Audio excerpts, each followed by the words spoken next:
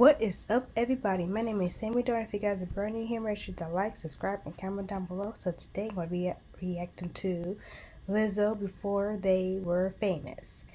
And I'm going to react to that and her song Truth Hurts biography.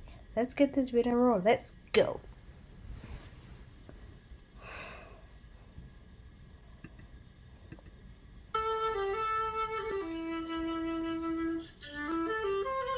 She's an amazing flute player. Before Lizzo would take the world by storm with her tracks Truth Hurts and Juice, both cracking the Billboard 100, and her album Cause I Love You peaking at number 6 on the Hot 200. Lost in the desert and losing your mind, looking for something you weren't hoping to find. Before Lizzo would clock in 4.1 million Instagram followers, and she would go viral for her flute and shoot videos with Sasha Flute. Also, she'd have 235,000 followers for her flute on Instagram at the time of this recording. Before Lizzo would land a role in the film Hustlers opposite Jennifer Lopez and Cardi B. Before Lizzo would win over the world with her outlandish fashion, candid interviews, and bizarre social media game. I do it all. I'm just good at everything. Mix Aretha Franklin with Cardi B and add in a little Ron Burgundy and his Yaz flute. Well, you got yourself Lizzo, the latest and greatest American superstar since Lil Nas X. Now, much like most stars of recent years, well, Lizzo, she took full advantage of social media to make herself a household name. But she's been working in the biz for a very long time.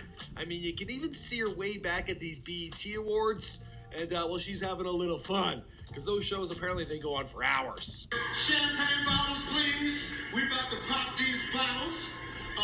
Right now, grab some of that, yeah. Yes, yeah. If we pop it, just in case.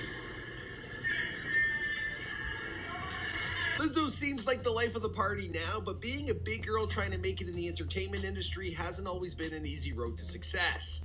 Now, there was a time when she was living in her car, then her dad, he passed away, and she was ready to give up altogether. Not to fret, things worked out just fine, and she's even getting shout-outs from the legend himself. Lizzo, I accept your challenge. This is for you.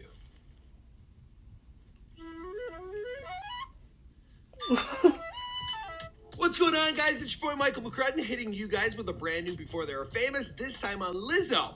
Now, my LA host, Jeremy, he's been telling me to do this video for months now, so I'm happy we're finally getting it done. Now, this channel, it feeds off your requests, so you guys gotta let me know who is next in the comments down below. Now, if you like this video, you might want to check out some of our other recent drops, including Normani and Chloe X Haley. Now, if you want to support this channel, because YouTube, they ain't really paying the bills, well, you can do so by becoming a channel member or on Patreon. Big love to all the members of the Fame Gang. All right, let's get into this video, but I also got a trivia question for you guys. What Jay-Z song inspired her moniker Lizzo? Sound off in the comments down below.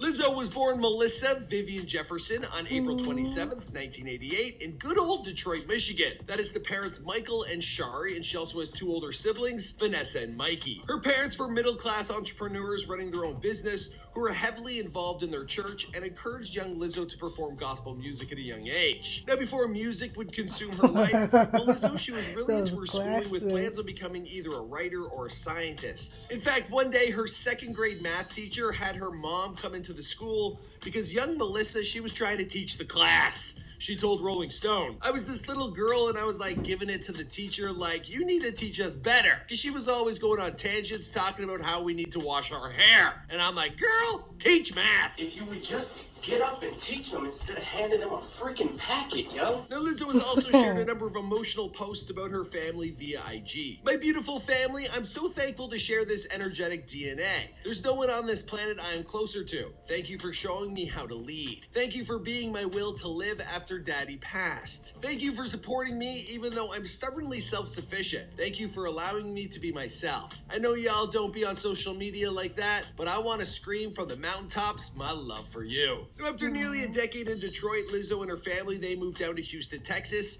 when she was around 9 or 10 years old. Now, at the time, her parents, they were both very busy working to build up their business, and her older siblings, well, they were busy with school and friends, which left a young Lizzo spending a lot of time listening to the radio. Now, I couldn't find a video of Lizzo from this time in her life, but she did tag this video and said the girl looked like her at that age. So this is like, you can imagine. She would spend countless hours listening to pop hits like NSYNC and the Backstreet Boys, yes. also indie rock bands and local Houston rappers. She would basically soak up everything.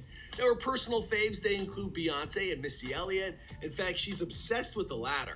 Missy Elliott is one of the greatest artists of all time. She's so unique. Missy Elliott was huge for me. So incredible. Missy Elliott is a big, nasty freak. In the 6th grade, her music teacher asked her if she was interested in playing an instrument. And Lizzo explained that the flute...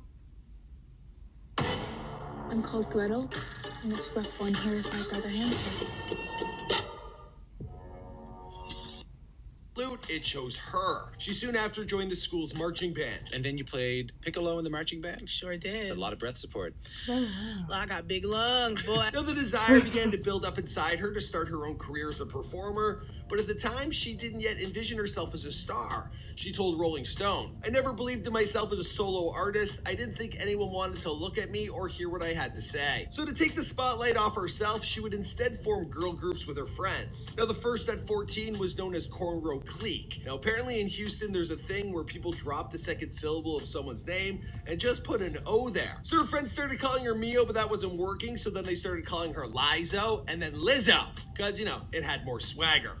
Also, Jay-Z's track Izzo, it was all the rage at the time, so it kind of lent itself to her rap name perfectly. Now, if you got that right in the comments down below, I owe you a follow over on IG. Now, besides singing and dancing, well, Lizzo, she realized that she could rap, which made her pretty popular. But she was also still in the marching band, so she wasn't cool. Now, people would also tease her that she smiled too much and she laughed too loud. Sometimes she wore hippie clothes and she listened to Radiohead and Death Cab for Cutie.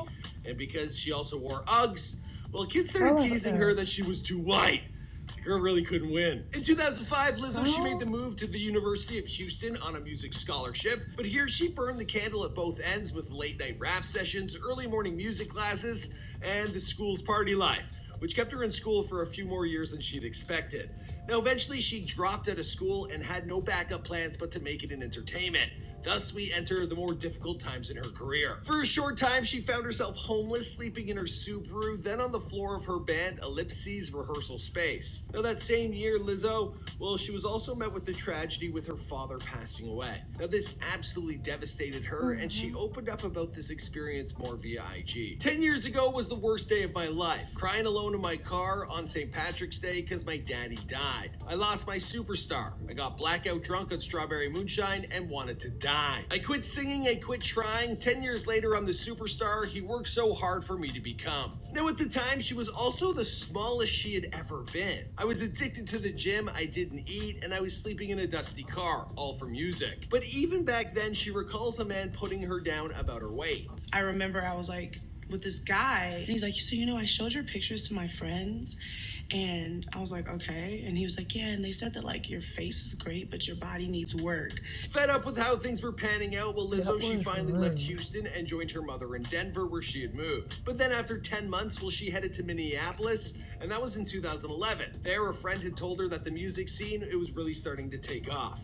It was here that Lizzo finally found some stable ground and started bands like The Chalice and Girl Party. Then on one fateful night in 2012, she posted a tweet expressing her desire to work with Laserbeak, a well-known Minneapolis producer. Now, to her surprise, he responded and he said he'd accept some Mike's Hard Lemonade as payment instead of cash, which is great. Good thing it wasn't a Smirnoff, because then you gotta get on the floor and do that whole thing. From then on, I guess he wanted to work with me and Twitter made it happen, so thanks Twitter. Lizzo then signed to Olsen's label, Totally Gross National Product. Now, finally, it was all happening, and in 2013, just 2 years after her relocation to Minneapolis, well, Lizzo released her first studio album, Lizzo Bangers, on the Totally Gross National Product label. Now, as Lizzo herself tells it, her debut album was developed and recorded in Brian Olsen's studio with Laserbeak and a lot of beer. Now, her debut project, it even caught the attention of the most famous Minneapolis native at the time. I'm talking about good old Prince. Now, Lizzo, she was featured on Boy Trouble off his 2014 album,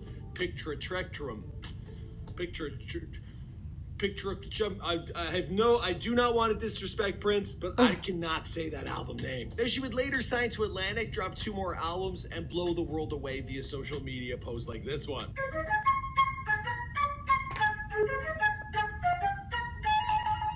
And from there on out, well, let's just say a star was born. Hey. Huh? What? I just want to take another look at you. Oh. Okay. I love that clip. No, seriously though, she even recorded the famous flute scene from Ron Burgundy. That's when you know you made it. Damn!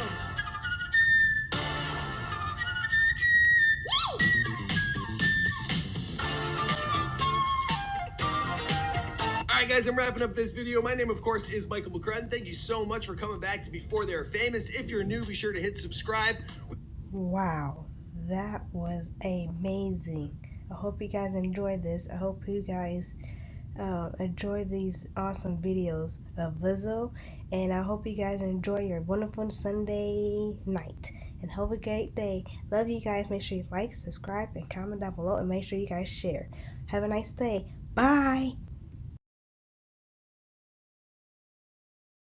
17